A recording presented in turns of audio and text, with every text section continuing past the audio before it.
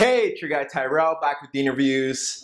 Manchester United, Liverpool at Old Trafford, one of the biggest games in the Premier League season. Who would get the job done here? Both sides looking to finish second behind Manchester City. How would Manchester United approach the match? They can't sit deep at home, so how would they be able to attack and be able to defend Mane, Salah, and Firmino? What about Liverpool? How would they approach this game against United? Klopp has a great record against Mourinho, would be able to build on that. And for United, would Lukaku and Sanchez finally get it going? Don't worry, here at the interviews, we've got you covered. So on this edition of the interviews, I'm going to briefly break down Manchester United against Liverpool.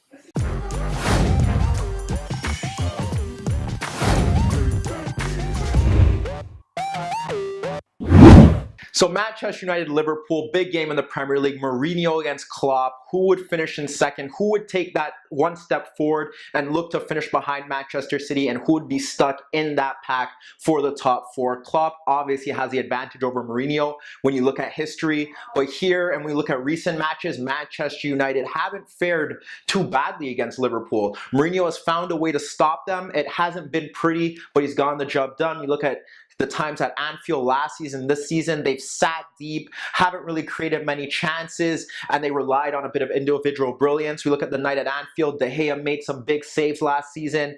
Pogba created that chance for Zlatan Ibrahimovic.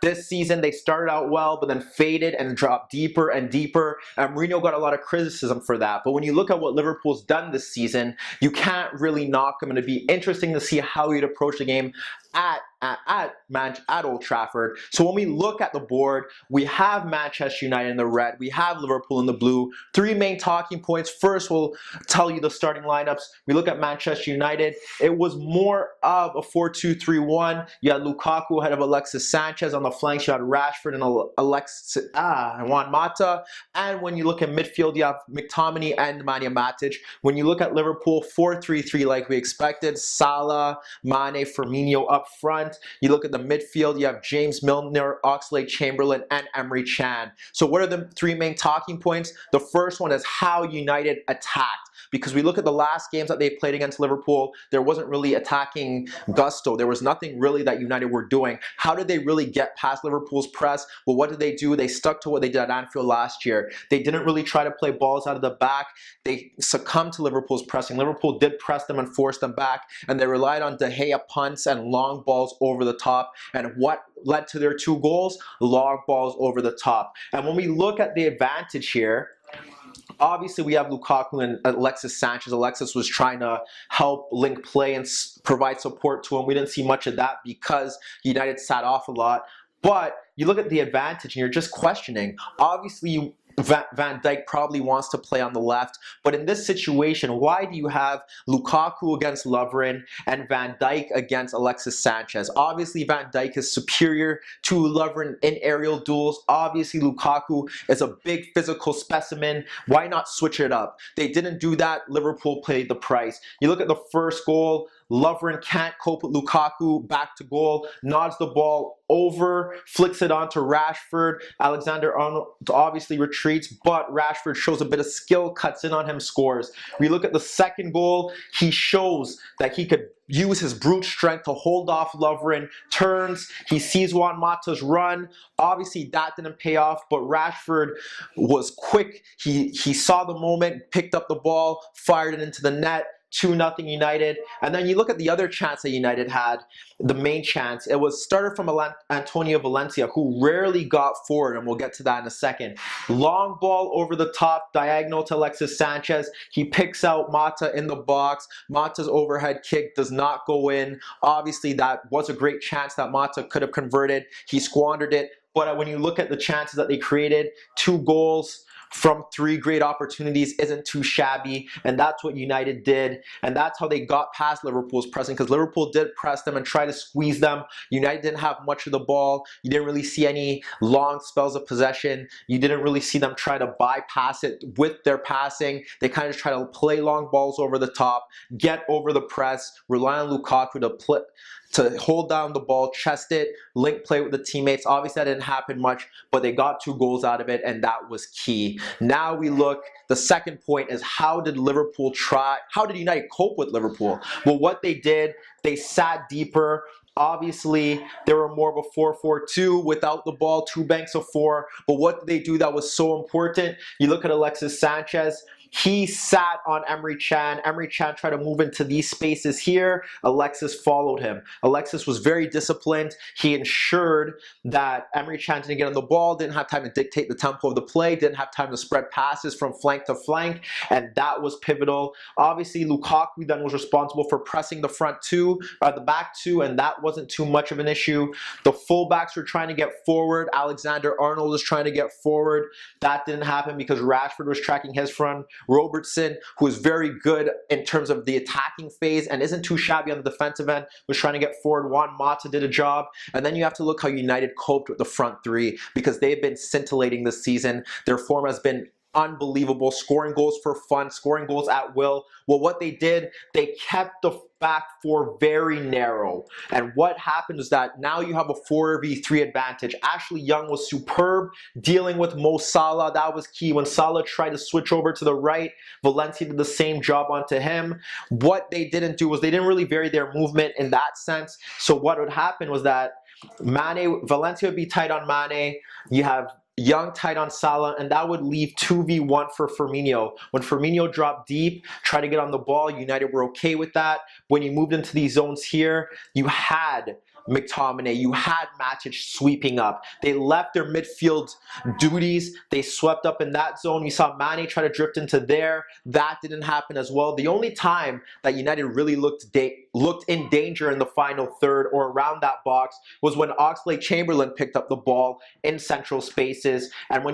And what happened was that there were two occasions where he tried to slide a ball into Firmino, and then he tried to slide a ball into Mane. One was blocked by Smalling, one was cleared out and for a corner, but those were the only real chances. When they got the ball, we saw a chance where Firmino skipped past Bailly. That was at De Gea. United weren't really worried about letting Liverpool shoot from distance, and when they did get opportunities, they were quick to step into the play. There were a lot of block shots. They closed down quickly, and Liverpool never really had clear sights on goal. But when you look at it from that perspective, when you have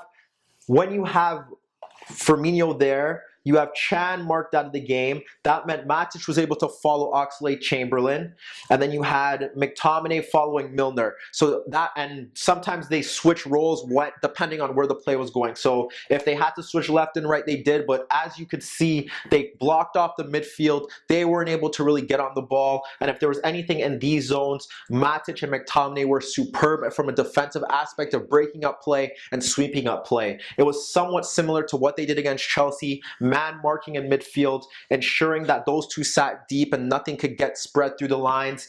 And when Liverpool tried to break forward, there were times when they played in a back six and it wasn't big of an issue. Mata played his role to a T. Rashford played his role to a T. The only time that they really looked like they got broken open was when Mata was there, Mane pushed there, or Mane dropped off, and he got the ball, played a reverse ball into Robertson, who ran behind Mata. He played across into the box. Young cleared it and prevented a Salah tap-in. But besides that, United were very, very disciplined, very narrow, ensured that Liverpool couldn't find spaces in those zones. They marked off the two wide men to a T. They were forced them to drop into different positions, and they rotated well. When Bailly had to step up, he stepped up. When Smalling had to step up, he stepped up. And there were times when the midfield two were just ahead of them, so there was really no space for Liverpool to find any options, clip any balls in behind from that perspective. And then the third thing was that United really struggled from an offensive